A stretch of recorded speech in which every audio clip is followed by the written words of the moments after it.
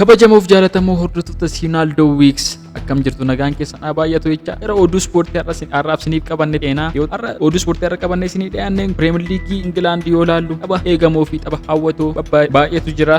Isaan keessaa Tottenham fi United kan waliin godhan tapha baay'inaan eegamudha. Isaan gidduutti Tottenham olaantummaa waggoota 3-4 kana gidduu United irratti akka qabu argineerra.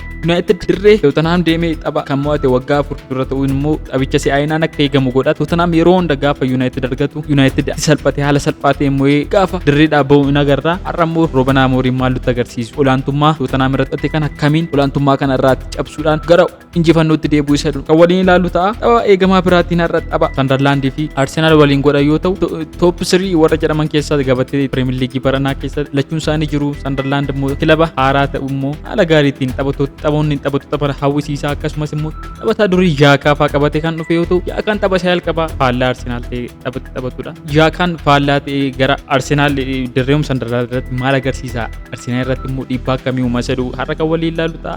Arsenal immoo taphoota amma ammaatti agarre keessatti clean sheet eegsisee kilaba ba'aa jirudha. Gooliin irratti hin galu. Sararri ittisaa isaa baay'ee cimaadha. Goolii jalqaba gasheenaan mo'atee fi injifatee ba'aa jira. Arsenal bara kana kilaba cimaa ta'ee argamaa jira. Akkasuma kana immoo Sunderland immoo kilaba goolii irratti galee callisee taa'u miti kan baakee hojjechuu kilaba danda'udha. Akkasumas immoo injifatees yookiin qixa ba'ee kilaba ba'uu danda'udha. Har'as immoo kan eegamu qabxii irraa hiratamuun injifataa isa dura. Kilaba hedduutiin eegamaa jira. Namoonni hedduu tapha kana hawwiidhaan eegaa jiru. Arsenaalis immoo injifannoo isaatti fuufisamoo dhaabbata jedhu kan waliin ilaallu ta'a. Tapha biraatiin Chelsea Wolves waliin sa'aatii 5 halkan sa'aatii 5 irratti waliin taphatu. West Ham Burnley wajjin sa'aatii 12 irratti waliin qaba. Everton Fulhamis akkasumas sa'aatii wal fakkaata sa'aatii 12 irratti waliin qabu. Taphoonni har'a Premier League kana fakkaatu gara Spainitti gaafa ceenu Girona fi El Javen waliin tapha qabu.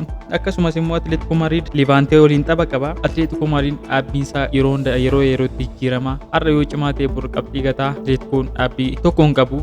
Konsistaantii tiimii miti ramoo maal agarsiisa sadarkaan irra jirus immoo kan murteessu har'a moo gaafa ol jedhenne gaddeebi'ee kilaba buudhaa har'a moo itti injifatee gara injifannootti deebi'ee sadarkaa isaa gara afuriitti fa'aa guddisuu danda'a. Haaluma kanaatiin kilaboota Xaaliyaanis taphni gaggeeffamu jira. Jarmanis irra taphoonni muraasni jiru. Taphoonni har'aa hundi isaanii taphoota gaggaariidha. Moorzaan gara sanbataatti taphoonni gaggaarii jiru jedhamee eegama. Taphoota har'aa haala kanaan isinii qabannee dhufna. Odeeffannoo haaraadhaaf nu hordofuu, subscribe gochuun irraanfatina. Yeroo biraa odeeffannoo haaraa isinii qabannee dhiyaanna.